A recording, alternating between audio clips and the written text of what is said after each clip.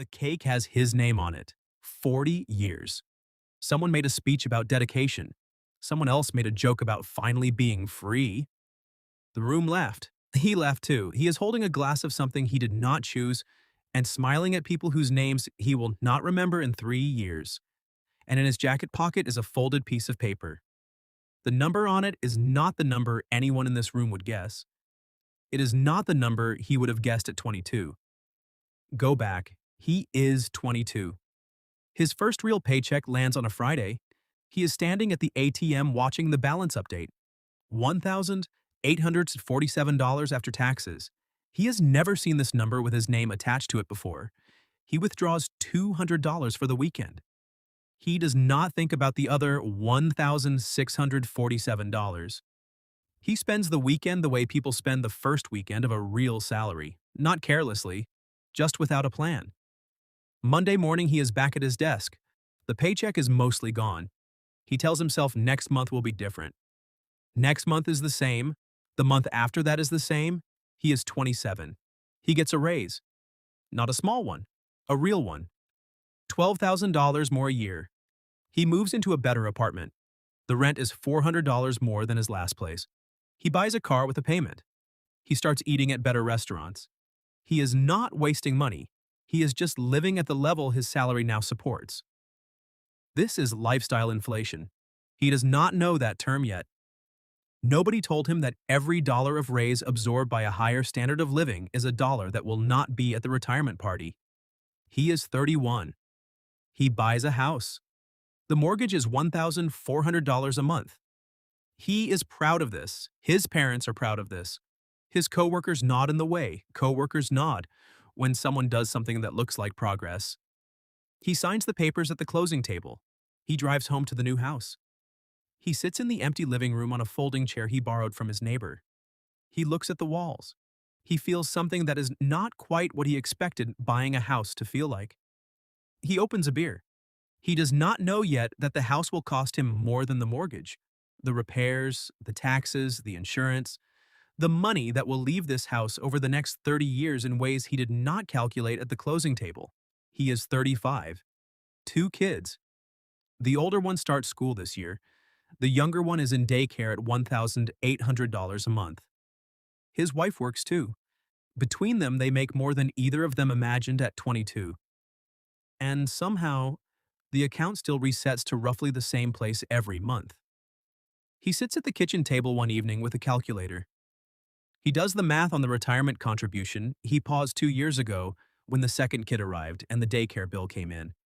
He tells himself he will restart it next year. Next year arrives. The kids need things. The house needs things. The year passes. He is 40. A coworker in the cubicle beside him retires early. 52 years old. He has been maxing his 401k since he was 26. He is moving to Portugal. He comes around the office on his last day shaking hands and saying goodbyes. He shakes the protagonist's hand. He says, "You still have time." The protagonist smiles. He does not know what that means yet. That evening, he opens his retirement account for the first time in 2 years. The balance is smaller than he expected. Not because the market did anything wrong, because he paused the contributions and never fully restarted them. He closes the app.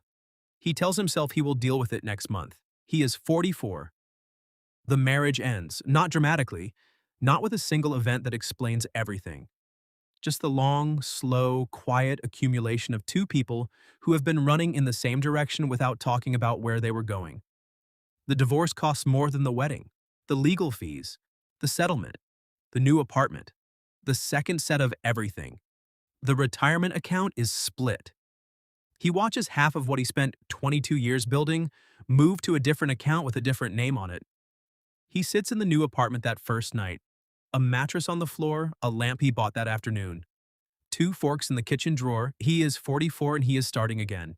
He is 47. He is back on his feet. A better salary now. A promotion he earned by being the person who was always there. He restarts the retirement contributions. He increases them. He reads about compound interest for the first time with the specific attention of someone who wishes they had read about it at 22. He does the math on what the account would have been if he had never paused it. He closes the calculator. He does not do that math again. He is 52. His older kid calls from college. She needs help with the tuition gap. He helps. He is 55. The company announces a restructuring. His department is moved. His role changes. He is not laid off. But the job he has at 55 is not the job he expected to finish in. He finishes in it anyway, because leaving means losing the pension calculation he has been building toward. $11 for every year of service. 40 years. He has done this math. He is 57. His knees hurt. He does not mention this at work.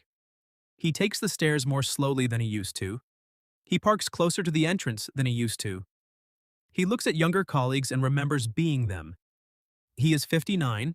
He starts attending the retirement planning seminars the company offers.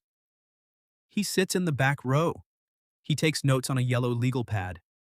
The numbers the presenter shows are based on someone who contributed consistently from 25 onwards. He was not that person. He writes nothing on the legal pad. He folds it and puts it in his jacket pocket. He is 62. The retirement party is tonight. He gets dressed in the bedroom of the house he has lived in alone for the last 6 years. He puts on the jacket. He feels the folded paper in the pocket. The number on it is $340,000. Not nothing. Not what the seminar suggested. Not what 40 years of working at the same company looks like in the version of this story people tell at retirement parties. He drives to the venue. He parks. He sits in the car for a moment before going in. He thinks about the ATM at 22. The $200 he withdrew for the weekend.